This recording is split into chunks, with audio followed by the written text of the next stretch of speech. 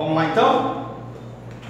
Nós queremos dar oi, para os nossos ouvintes aí pela internet e também saudar os irmãos aqui com graça e paz de Jesus, tá bom? Amém. Nós estamos vendo um módulo chamado Introdução à Bíblia, curso Vida Nova, Introdução à Bíblia. Nós vamos ver hoje uma lição muito preciosa acerca da palavra de Deus, da Bíblia. Como a Bíblia foi preservada. Como é que a Bíblia chegou até nós hoje?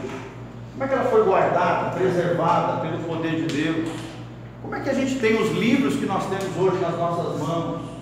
Como é que ao longo da história Deus guardou e preservou a palavra bendita do nosso Deus?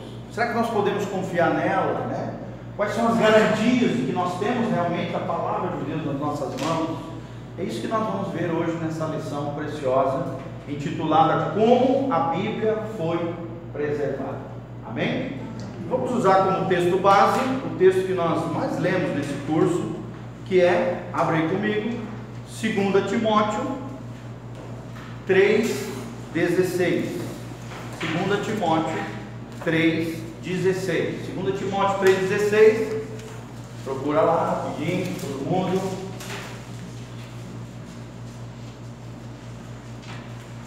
A gente tem ensinado que sempre que você for dar um estudo bíblico, compartilhar com alguém, sempre que você for ensinar alguma coisa acerca da Bíblia, não começa por aquilo que você acha, por aquilo que você pensa, começa sempre a partir da palavra de Deus.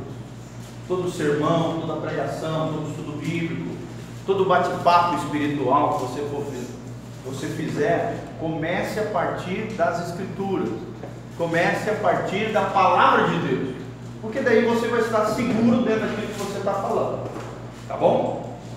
O mais importante não é o que eu acho, o que eu penso, o mais importante é o que Deus diz na sua bendita palavra, amém? Vamos falar junto? Fala assim comigo. O mais importante não é o que eu acho, o que eu penso. O mais importante é o que Deus diz na sua palavra. Amém? Glória a Deus. Então vamos lá. Acompanhe o material aí impresso. O Antigo Testamento. Vamos lá no texto aqui. Antes que eu esqueça. O Sr. Giovanni vagou agora. Vamos lá.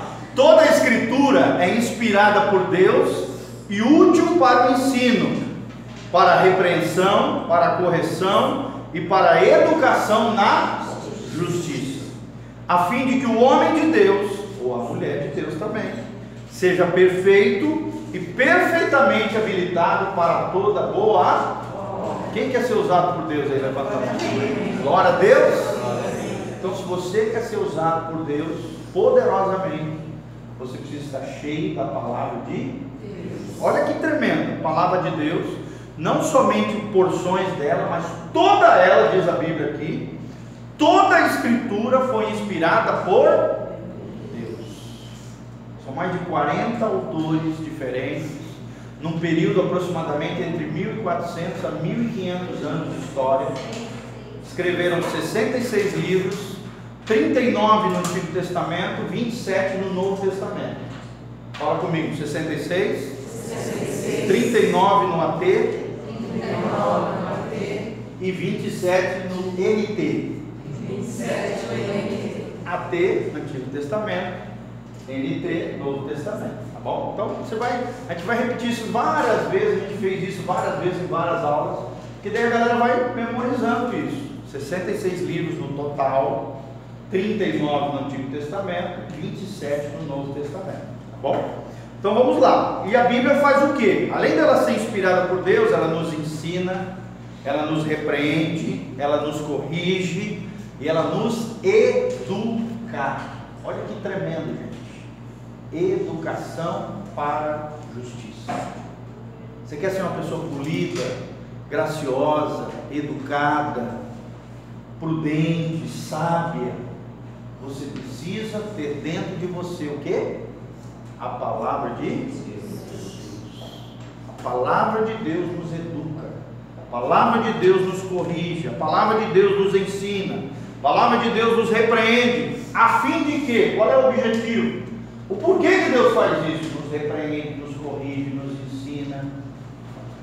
para que eu e você, homens e mulheres de Deus, sejamos perfeitos e perfeitamente habilitados para toda boa obra, para que nós sejamos efetivos no reino de Deus, para que a gente seja cheio de Deus, para que a glória de Deus se revele através das nossas vidas, para que a palavra de Deus, como diz em Colossenses, habite ricamente no nosso coração, para que quando a gente abre a boca, a gente seja a boca de Deus. Você não vai falar o que você acha, o que você pensa, você vai falar aquilo que Deus diz na sua palavra, de cor, de memória, porque a palavra de Deus está dentro de você, a palavra de Deus habita ricamente no teu coração, a palavra de Deus faz parte do teu ser, faz parte da tua vida, você é apaixonado por ela, você ama ela, e é tremendo quando você faz isso em nome de Jesus. Daí a importância da palavra de Deus, tá bom? Então vamos lá no materialzinho, todo mundo tem um impresso de material? Pega aqui na frente, por favor. Tá bom? Como a Bíblia foi preservada? O Antigo Testamento. O Antigo Testamento, nós já vimos, data de uma época muito anterior aos escritos do Novo Testamento, sim ou não? Foi escrito bem antes do Novo Testamento. Bem antes do Novo Testamento, aproximadamente 1400 anos, começou a se escrever através de Moisés, os 5 primeiros livros da Bíblia, conhecidos como Pentateuco, ou também como o quê? Torá, que é conhecido como a lei de Deus. Tá? Os profetas são os outros livros que vêm depois da Torá. Tá? A lei de Deus, os escritos, né, os livros históricos, poéticos e tal, e os proféticos, profetas maiores e profetas menores. Então, que é o que o judeu chama de a lei e os profetas. Aproximadamente 1400 anos demorou para ser escrito todos os livros do Antigo Testamento. E do Novo Testamento foi aproximadamente menos de 100 anos, na verdade. Aproximadamente entre o ano 40 e pouco, 50 depois de Cristo, até o ano 95 depois de Cristo. Vocês estão vendo? O ano 95 é a provável data do último livro escrito do Novo Testamento, que é o livro de Apocalipse, escrito pelo evangelista João, né? Discípulo amado na ilha de Patmos. Ele recebeu a revelação do Apocalipse. Então vamos lá? Então foi escrito bem antes do Novo Testamento. Malaquias, o último livro do Antigo Testamento, provavelmente foi escrito por volta de 400 antes de Cristo. Olha que interessante. Então foi escrito aproximadamente de 1400 a 400 antes de Cristo. 1000 anos de período aproximado onde foram escritos os livros do Antigo Testamento. Depois de 400 antes de Cristo até a data de Cristo e dos primeiros escritos do Novo Testamento, perdurou um período chamado de interbíblico, ou período intertestamentário, ou também conhecido como o período do silêncio, onde Deus se calou quanto à voz profética. Deus se calou quanto à voz profética. Surgiram alguns livros desse período, né? Só que nós, cristãos evangélicos, juntamente com os judeus, não consideramos livros inspirados por, são os que os católicos chamam de livros apócrifos, que para nós são livros importantes, têm a sua importância histórica, mas nós não consideramos, os evangélicos, protestantes, como livros considerados inspirados por Deus. Por quê, pastor? Porque o judeu não considera. Então, a partir da reforma protestante, Lutero, os primeiros líderes protestantes, não assimilaram esses livros como considerados inspirados por Deus. E realmente, se você ler eles são livros bem confusos, e que parece que denotam, assim, são um contraste com os demais livros da Bíblia.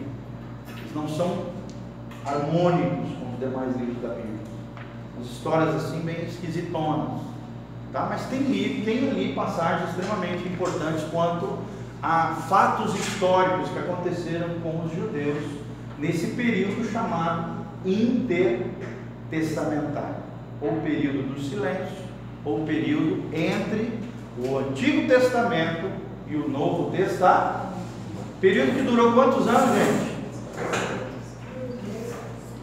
Fala comigo, 400 anos de silêncio, onde Deus calou a voz profética. Qual foi o primeiro profeta que surgiu depois desses 400 anos? Vamos ver se vocês sabem. Se tem medo, gente, vocês estão aprendendo. João Batista, certo? É isso aí. Primeiro grande profeta que anunciou o caminho de quem? De Jesus, o Cordeiro de Deus que tira o pecado do mundo.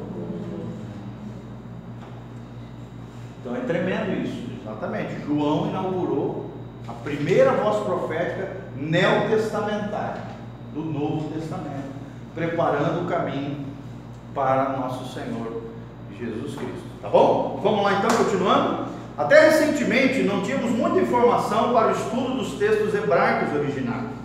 Todavia, com a descoberta dos manuscritos do Mar Morto, no ano de 1947, conseguiu-se um grande tesouro em novo material de estudo.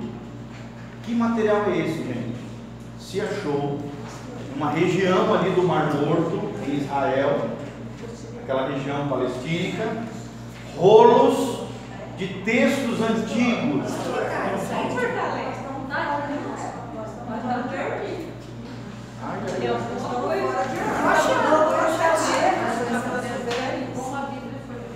Será que eu ouvi eles errado? Qual é a página que tem aí? 67 seria? Eu estou lendo aqui, ó. Não, mas é porque você está comigo. É que eu estou falando um monte de coisa que não está aqui, tá? Porque aqui não tem nem o começo, nem o meio. Diferente, Vira aqui, vira pra cá. Está no Novo Testamento aí? É. A Beth tirou o chefe errado. É Novo Testamento. Ah, não, o pastor está no Antigo Testamento. Eu estou acompanhando o que o senhor está falando. Tá, não, mas é que tu tá com o livro, né? Eles é que voltam no apostila que dá. Peraí. Pode apagar o. Tá, o de vocês está no Novo Testamento? É. Tá, então vamos na lição de vocês. E quem está com o livro, volta para trás. Porque mais importante é a lição de vocês que estão com o xerox aí, tá bom? Então, esqueça lá. Não esqueça que eu falei, porque está valendo. Nós vamos falar mais para frente, na seguinte lição. Obrigado, tá, por falar aí, tá, gente? Desculpa. Então é na página 30 e... Calma aí, deixa eu só conferir aqui para não errar de novo. É, aqui mesmo. Como a Bíblia foi preservada, o Novo Testamento, página 67. Página 67 do material. Tá bom? Desculpa, até irmão. Perdão. Eu acho que eu que pulei a lição aqui. Talvez. Tá? Porque eu só olhei o título, como a Bíblia foi preservada. Vamos lá, Novo Testamento então. É porque aqui ele fez o contrário, o autor. Ele botou primeiro o Novo, depois o Antigo. E eu estava acostumado nas lições anteriores, vocês se lembram? Sempre vi o Antigo primeiro e o Novo. Eu pensei que eu estava mais grosso. Aí eu achei que eu estava na lição certa. Mas na verdade ele trocou a lição, né? Sim. Não, mas esse é outro. Como a Bíblia foi preservada. Tá? É a lição número 6. É essa que está com você? No xerox? A maioria dos cristãos não procura saber essa. Então tá. Na lição certa. Vamos lá então? Desculpa esse equívoco aí. Então a Beth não errou. Fui eu que pulei de lição aqui. Não tem problema nenhum, porque tá valendo o que eu falei. Tá joia? Vamos lá. O cérebro está entrando aí. De novo, vamos lá. Como a Bíblia foi preservada ao Novo Testamento? Tá bom? A maioria dos cristãos não procura saber como os escritos neotestamentários, ou seja, do Novo Testamento, foram preservados até os dias de hoje. Vocês sabem como foi preservado o Novo Testamento? Nós vamos aprender através dessa lição, tá? Por ser fácil conseguir um exemplar da Bíblia, supõe-se que as escrituras sempre estiveram disponíveis. Vocês acham que a Bíblia sempre esteve disponível na mão do povo? Pelo contrário, isso é uma das maiores bandeiras da reforma protestante. Porque na antiguidade, até 1521, só tinha a Bíblia na mão, os reis, monarcas, a aristocracia, né? Ou seja, as pessoas abastadas, ricas, que tinham posse, que raramente tinham, mas algumas delas que eram letradas tinham, e principalmente o clero tinha, as autoridades religiosas, mas o povão não tinha, ou pouquíssimos tinham, até porque pouquíssimos sabiam ler. Até hoje não é muita gente tem. Até hoje também tem essa dificuldade, mas hoje é muito mais acessível do que há 500 anos atrás, vocês sabem disso, tá? Essa foi uma das bandeiras da reforma protestante, a Bíblia na língua do povo, para todo o povo. Essa é a grande bandeira da reforma protestante, tá bom? Então vamos lá.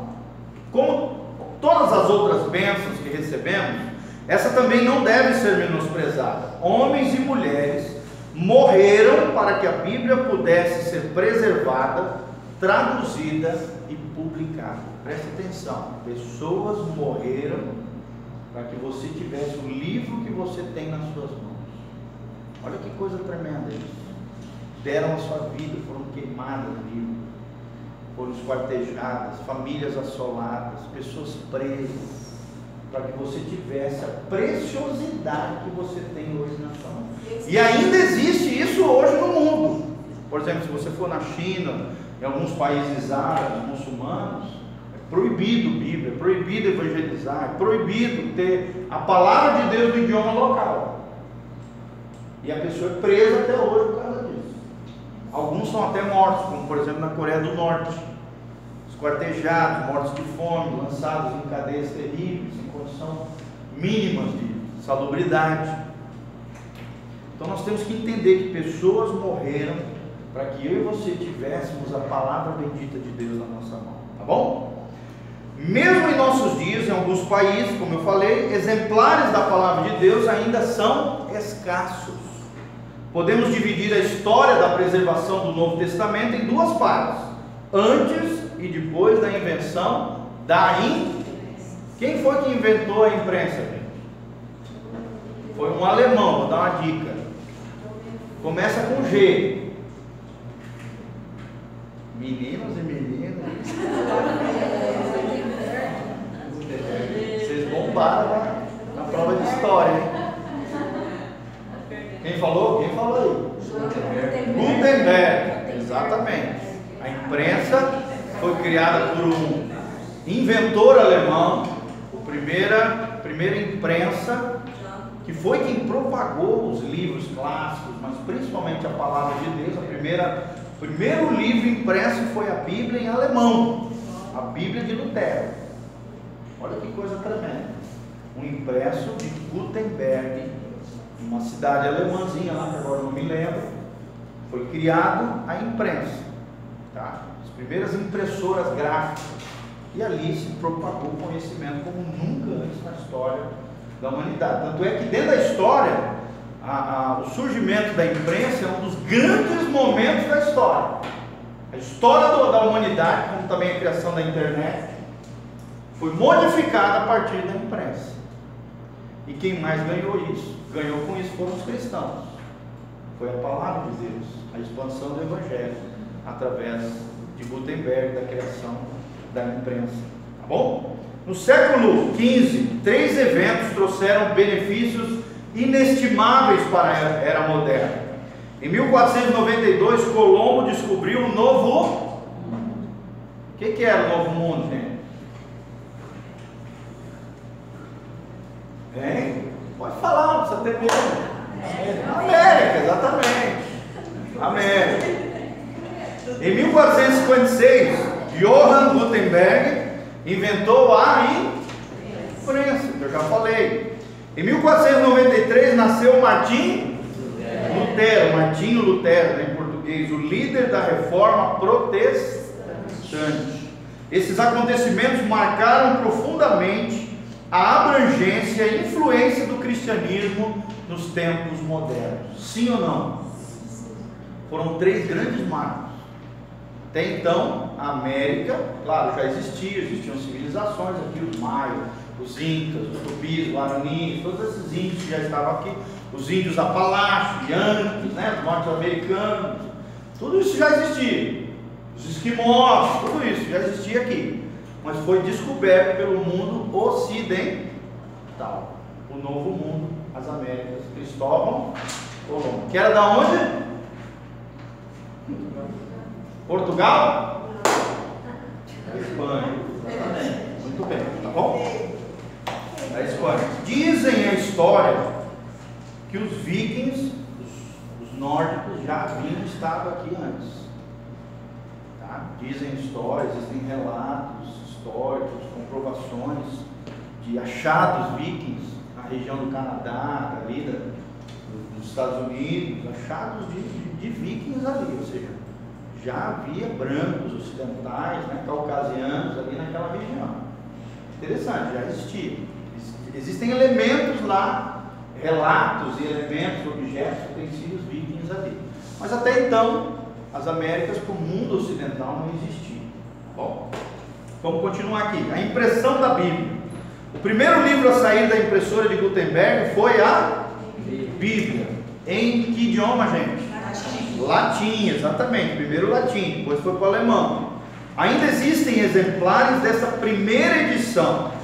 Depois imprimiu-se o Novo Testamento em grego e também o Antigo Testamento em hebraico. Após isso, a preservação das Escrituras tornou-se uma tarefa relativamente mais simples. Porque até então, amados, fala. Está errado. O quê?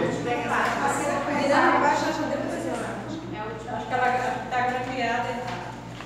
Meu Deus. Essa página das perguntas aqui, ó, era a última, né? Essa daí é a última página. Então, está grafiada. Tá, ó, a seguinte página é onde tem uma Bíblia, assim, ó. Então arranque aí os grampinhos. A Beth fez na pressa e uma benção. É que não é fácil para ela. Não é fácil. Ainda mais 30 cópias, né, gente? Eu venho fazer para o meu grupo e eu ajudo ela por isso. Não é fácil, tá certo. Tem que olhar com graça e misericórdia, tá certo. É isso aí. Tá bom? Segunda página aqui, ó. Tem Bíblia. Todo mundo pegou? Então vamos lá. Novo Testamento em grego e também o Antigo Testamento em hebraico.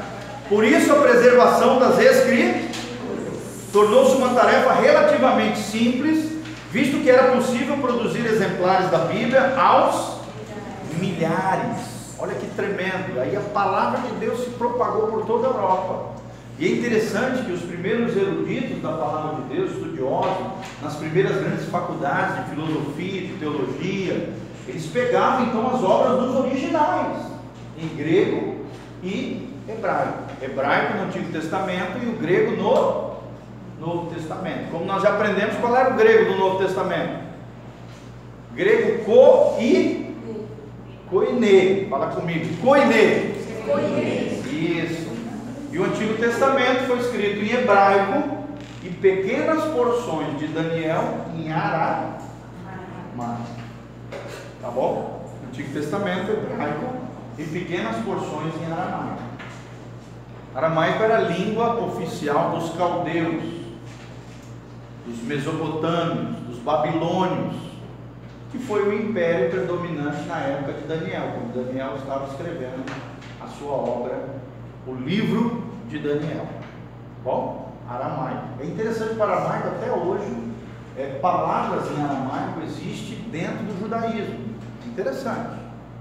O aramaico ainda são idiomas conhecidos pelos judeus até hoje.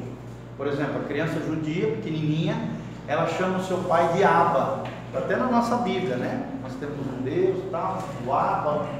Abba é uma expressão aramaica que significa paizinho, papai. É um chamado de intimidade entre um filho e um pai. Então, por exemplo, se você vê judeuzinhos correndo, chamando o pai, eles vão falar paizinho em aramaico, que até hoje os judeus utilizam, anexo ao hebraico deles, que eles utilizam no dia a dia deles. Tá bom? Por exemplo, quando Jesus falou lá na cruz, Eli, Eli, lama sabachthani. Ele falou em aramaico.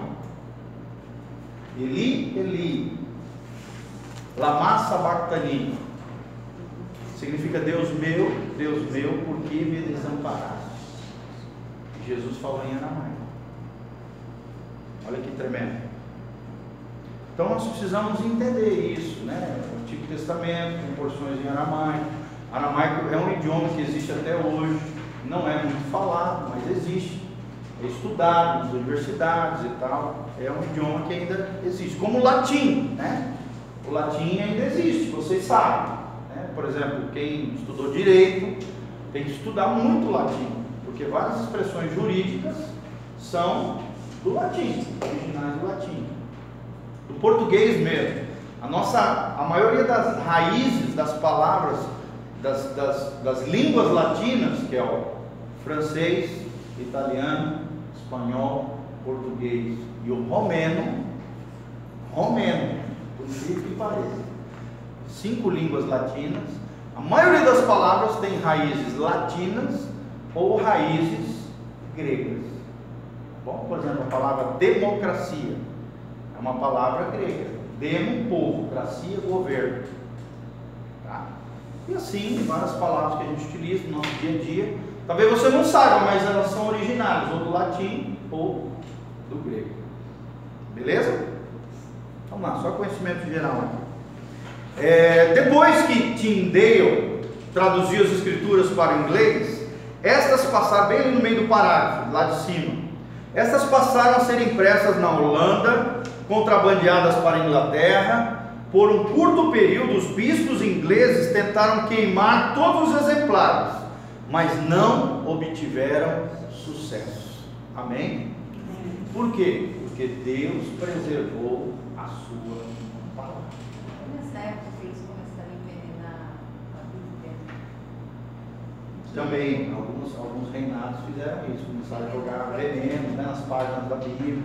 Aí quando as pessoas folheavam a Bíblia, automaticamente eles colocavam assim, né? E iam morrendo folheando a Bíblia, porque botavam veneno nas páginas da Bíblia para matar os cristãos protestantes. Isso aí é principalmente nas perseguições aos protestantes, tá? Muitos foram queimados, muitos morreram. Você vê várias séries que tem hoje, por exemplo, na Netflix, tem umas séries que tem essas perseguições aos protestantes na época que nós estamos falando aqui, tá? Tem algumas séries que falam sobre isso. Tem uma série chamada The Tudors, que fala sobre isso, sobre o rei inglês que começou a perseguir lá os protestantes e tal, bem interessante. E fala justamente disso, das Bíblias sendo contrabandeadas da Holanda, né, que foram traduzidas por William Tyndale, que era um inglês, que foi para a Holanda traduzir e aí mandava contrabandear a Bíblia na língua do povo, mas o rei não queria que isso acontecesse. Então perseguia, queimava, matava e assim vai, tá? Porque ele queria ficar bem lá com Roma. E assim, vocês sabem que a questão política, né, religiosa era muito forte na época. Então, para ter a proteção de Roma, para ter os exércitos do bispado e assim vai, para manter o poder dos reis, eles queriam sempre estar agradando Roma e assim, e perseguindo os protestantes, tá bom? É disso que nós estamos falando aqui. Por um curto período, já falei, depois de poucos anos, a Bíblia de Tyndale e de seus sucessores podia ser facilmente adquirida em toda a Inglaterra. Exatamente. Os primeiros versículos do Gênesis da Bíblia de Gutenberg, está aqui no meio, cuja primeira edição foi impressa em 1456. Está aqui uma foto dessa Bíblia, tá? O tipo móvel de Gutenberg abriu caminho para a ampla distribuição da Bíblia em outros idiomas além do latim. O primeiro idioma, né, além do inglês, foi o alemão. A primeira Bíblia no idioma do povo local foi o alemão. Depois língua inglesa, depois aí vai francês, holandês, assim vai. Aí se propagou para o mundo todo. Glória a Deus. Tá bom? Inclusive tem uma Bíblia inglesa que é usada muito pelos americanos até hoje, que é a Bíblia King James. Alguém já ouviu falar? Ela foi uma Bíblia que foi um rei chamado Rei King James, né? Rei King, Rei James, Tiago, em inglês. Ele solicitou uma tradução com o seu nome e tal. É uma das Bíblias mais fidedignas, traduzidas por inglês, né? Então, até hoje, muitos pastores gostam. A linha mais tradicional, ortodoxa, do mundo inglês, gosta muito da Bíblia King James, porque ela, segundo os originais, ela é a Bíblia com a melhor tradução. Só que tem um problema para nós hoje, né? Por exemplo, o pessoal que está fazendo cursinho de inglês e tal, quer ler uma Bíblia, ela não é fácil, porque é uma linguagem antiga, de 1700 e pouco. Então, várias expressões são expressões arcaicas, antigas, que às vezes o inglês moderno, o inglês de hoje não consegue entender. E às vezes se perde ali, né? Tentando ler a Bíblia King James. Mas é a Bíblia mais fidedigna com os originais. Até hoje ela é propagada, é vendida, muitos pastores utilizam ela. É uma Bíblia extremamente exaltada, vamos dizer assim, valorizada no meio inglês, tá? A Bíblia King James, tá bom? Vamos lá então. Desde a invenção da imprensa, tornou-se relativamente fácil reproduzir a Bíblia sem erros, tá? Por quê? Porque até então, antes da imprensa, quem fazia as cópias das Bíblias era quem? Eram os copistas, geralmente monges. Na antiguidade eram os escribas. Depois, né, na Idade Média, assim vai por diante, eram os copistas, eram monges salesianos, franciscanos, gregorianos, e assim vai, jesuítas, que faziam as cópias manualmente, em papiros, em couro, em vários tipos de materiais, em rolos, né? Se guardavam, então ficava aqueles baús enormes, cheios de rolo, com obras inteiras de livros da Bíblia, copiados manualmente. Com a criação da imprensa, se propagou rapidamente, se diminuiu, vamos dizer assim, a probabilidade de intervenção humana quanto aos erros. Sim ou não? Porque daí você se tornou mecânico, né? O negócio e claro, a Bíblia sempre teve revisões, cuidados, né? Teólogos debruçando em cima dela, para que sempre fosse preservada a pureza da palavra de Deus. Tá bom? Então a gente tem que entender isso também. Além disso, alguém que copiava um texto à mão, né, podia facilmente cometer alguns erros, sim ou não? Se a pessoa descartasse o trabalho e recomeçasse, provavelmente evitaria os erros anteriores, mas cometeria outros. Hoje em dia, ao imprimir um livro, basta corrigir os erros sem alterar o